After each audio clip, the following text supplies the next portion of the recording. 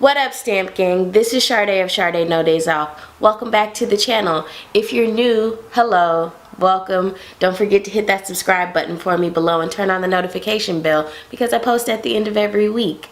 And this week we are doing a travel hack. I posted on social media earlier or late last week that I had purchased all of my tickets to Asia, 4 tickets, for $736.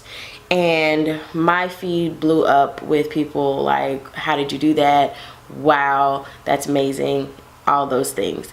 And my secret to that is not much of a secret, but layovers can turn a single trip into a 2 or 3 destination trip easily for little to no extra money. Now, for the Asia trip in particular, I have long layovers in Toronto and in Seoul, Korea. This turned my trip into a 4-country trip from a 2-country trip, and I didn't have to spend any extra money really. Layovers can be a pain in the butt, not gonna lie to you, but they can also be a really good way of getting to see more in your trip. I have taken long layovers now in about 4 different countries, and it's been really clutch for me because I'm trying to hit my 30 countries in 30 years mark. So it's allowed me to like slide in some extra countries to check off my list. Now, the way to do this is simple. When you are looking up your flight to wherever, I don't really do this for domestic travel so much because most domestic travel that I take is short, 3-hour flights at the very most. And if I can help it, I don't do a layover. But for international travel, definitely, because I live in a city where it's inevitable that I am probably going to have a layover if I'm going across the big water. Now, what you can do is to say, okay, whatever my final destination is, let's say it is Paris, because I've done that before. From here, I got a ticket to Paris that had a long layover in Istanbul. Me and Andy, Andy went with me to Paris, and we had never been to Istanbul, to Turkey, and we were taking a side trip to Amsterdam. So it was inevitable that I was going to have at least a 6 or 7 hour layover. So rather than, you know, be stuck in the airport for 7-8 hours, you know, just did it overnight, and it was probably maybe like 18-19 hours. And so we got an Airbnb for under $100, and then got to stay in Istanbul from the evening until the afternoon the next day, and I don't think I paid any extra money for that plane ticket, which was fantastic. So what you want to do when you're looking at getting a long layover somewhere is look at the airlines that are flying to your destination and where they're connecting through. If that's the city you want to do, see how long of a layover you can get.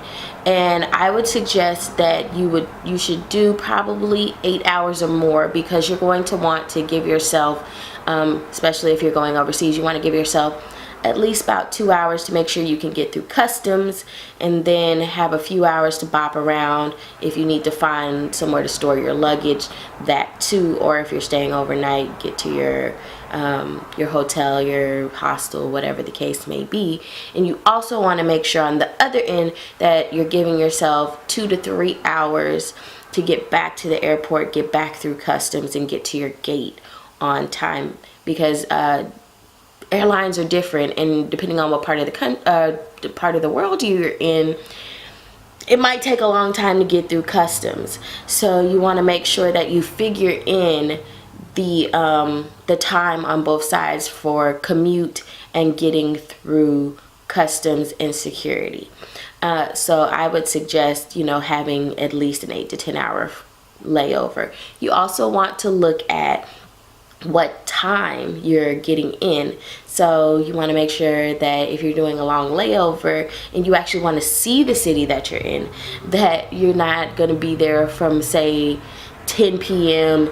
to 9 a.m. in the morning, because then you're just going to be asleep. You'll just have to pay for an accommodation, and then you're off and you don't really get to see anything, because you also are keeping in mind those time constraints that you have to be mindful of.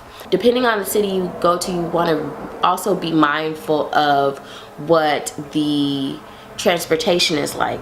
So when I went to Istanbul, you know, we had to get a taxi service or, you know, a private driver to take us from the airport into the city, which probably was like a 45-minute drive.